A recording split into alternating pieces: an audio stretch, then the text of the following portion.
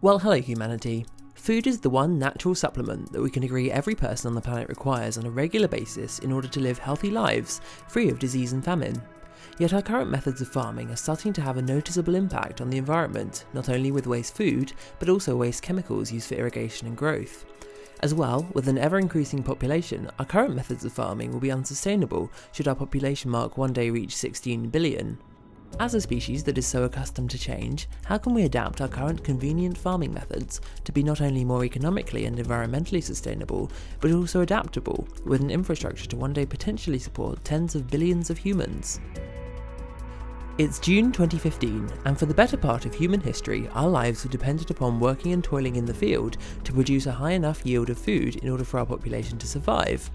With the advent of the Industrial Revolution though, we shifted our dependency on other humans and animals to produce high-yield crops to machines, which greatly reduced our workload and made farming and harvesting far easier.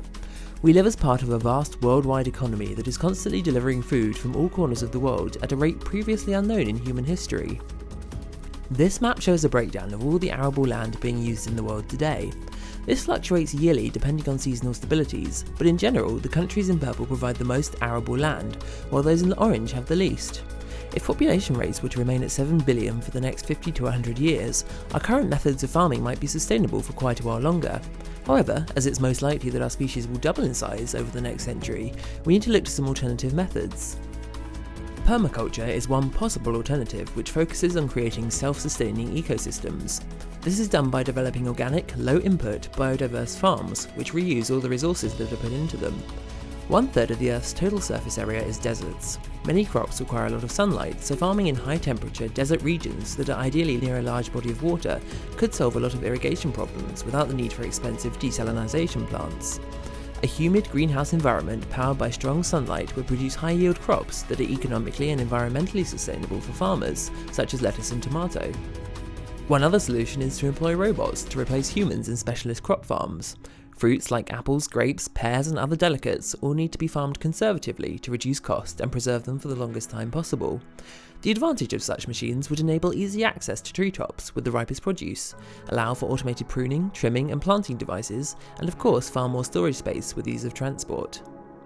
A stopgap alternative, at least for the next few billion people to come into existence, has been the introduction of supercrops, with scientists looking to genetically engineer particular strains of proteins into individual fruits and vegetables, such as vitamin E, increasing the yield and potential value of each crop.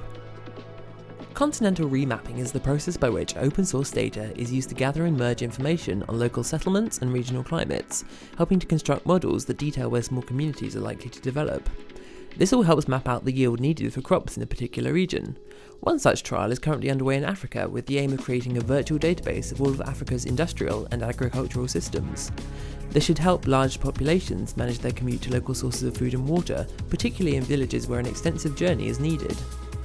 The methods mentioned so far are fully sustainable, which is good not only for the environment but also for the people they support.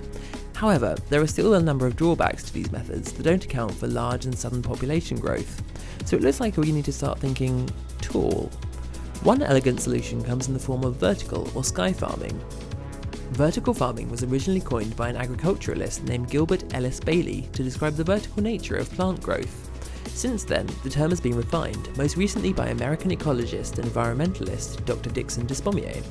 Nowadays, the term refers to large-scale superstructures, either skyscrapers or specially designed megastructures, which house multiple tiers of hydroponic or aeroponic crops. This is advantageous, particularly during seasons with extreme hot or cold spells, meaning fewer crops will be lost to dramatic changes in weather or temperature. With increasingly unpredictable seasonal patterns due to climate change, vertical farms pose a robust solution to a fairly unpredictable problem. In proportion, an area 1/10 of an acre inside of a vertical farm could produce the same crop yield as a whole acre of horizontal farmland. Water would be saved in abundance as well, with around 70% of the world's drinkable water supply used in agricultural processes. Any moisture used as part of the crop building process would be recycled, including grey water, that is, excess liquid that contains only mild contaminants and that could be repurified and used again. While this farming method presents a lot of advantages for humanity, there are certain disadvantages that need to be considered too.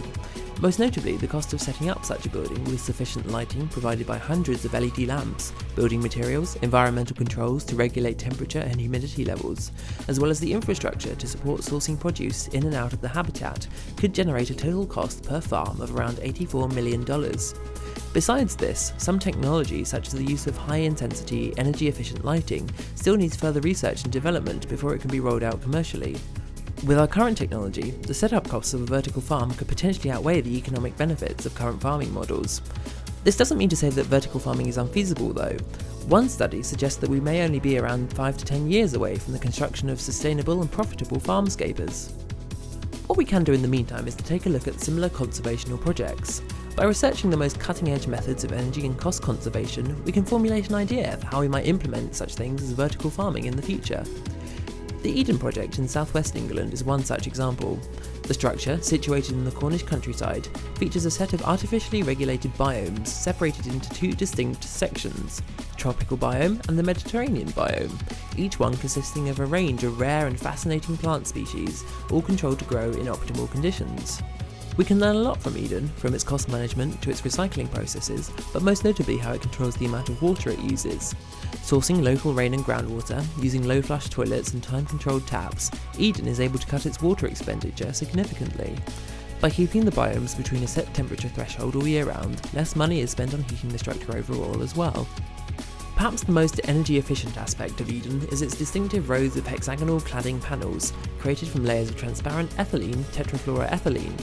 These provide near 360-degree sunlight to plants at all times of day and across all seasons.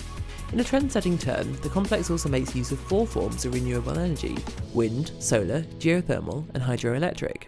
This all helps to save around 5% of its energy costs year on year. Notwithstanding Eden's £141 million setup costs from 1999 to 2004, the project has since managed to pay for itself and generate a self-sufficient economic and environmental model that's had agriculturalists and tourists discussing the world over. Projects such as Eden are a testament to our species' consistent need for alternative thinking to help provide for ourselves.